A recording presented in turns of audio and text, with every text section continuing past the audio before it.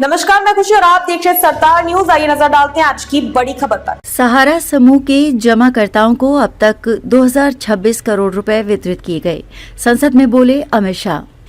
सहकारिता मंत्री अमित शाह ने मंगलवार को संसद को सूचित किया कि इस साल 28 जनवरी तक सहारा ग्रुप ऑफ कोऑपरेटिव सोसाइटीज के 11.61 लाख जमाकर्ताओं को 2025.75 करोड़ रुपए वितरित किए गए हैं।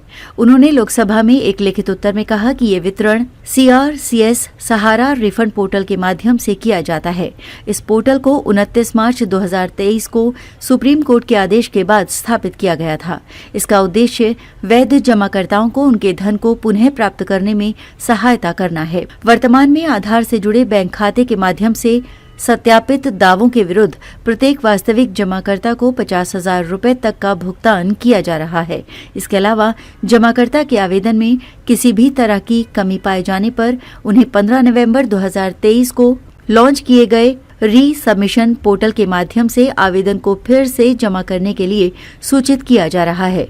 उन्होंने कहा कि मंत्रालय सहारा समूह के वास्तविक जमाकर्ताओं को भुगतान के लिए हर संभव कदम उठा रहा है। पायलट अनाज भंडारण परियोजना। शाह ने कहा कि पायलट अनाज भंडारण योजना के तहत 11 राज्यों में स्थित 11 प्राथमिक कृषि ऋण समितियों में गोदामों का निर्माण पूरा हो गया है। 26 प्राथमिक कृषि ऋण समितियां।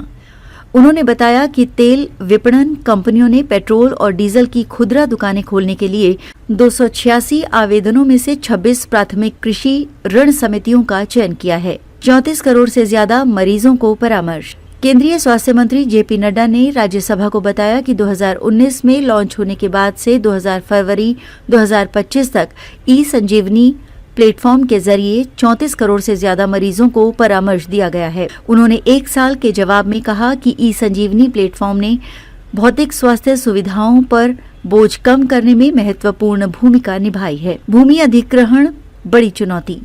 केंद्रीय नवीन और नवीकरण ऊर्जा राज्य मंत्री श्रीपद नाइक ने कहा कि देश में सौर पार्क विकसित करने के लिए बड़े भूखंडों का अधिग्रहण एक बड़ी चुनौती है। राज्यसभा में एक लिखित उत्तर में उन्होंने कहा कि 31 दिसंबर 2024 तक देश में 18 सौर पार्क विकसित किए जा चुके हैं। उन्होंने ये भी कहा कि प्रधानमंत्री सूर्य घर मुफ्त बिजली योजना के तहत कुल 8.86 लाख परिवार लाभान्वित हुए हैं। इस योजना का उद्देश्य छतों पर सौर ऊर्जा संयंत्र लगाने को बढ़ावा देना है। आयुष्मान वय वंदन कार्ड।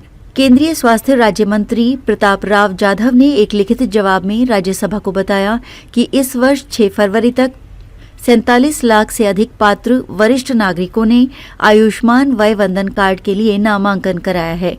उन्होंने कहा कि 28 जनवरी तक 70 वर्ष या इससे अधिक आयु के कम से कम 1.10 लाख वरिष्ठ नागरिकों को अस्पताल में भर्ती होने की सुविधा प्रदान की गई, जिस पर अनुमानित खर्च 202.96 करोड़ रुपए है। अब तक के लिए बस इतना ही। फिर होगी आपसे मुलाकात ऐसी एक और खबर के साथ। अब तक के लिए नमस्कार और देखते रहिए सत्तार न्यूज।